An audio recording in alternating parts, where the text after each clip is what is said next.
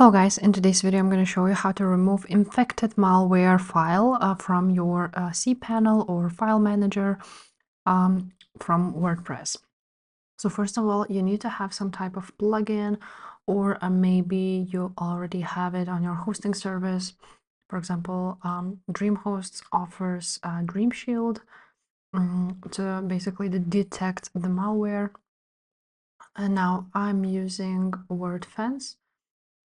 Just like so. I just installed the plugin and that's it. Now I did the scan and it does the malware scan, as you can see right there. And if there would be any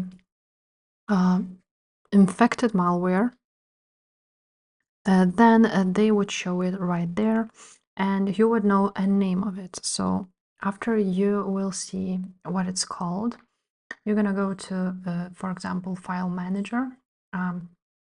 On DreamHost, it's right there, or to the cPanel of your other hosting service. And once you are on cPanel, you will see all of these files, and you need to go to public HTML. For me, it's this one. After that, you want to go to WP content, and from there, catch. And here, you may find the content which is infected, and basically you will find how it's called here, and you will need to find it here on these files.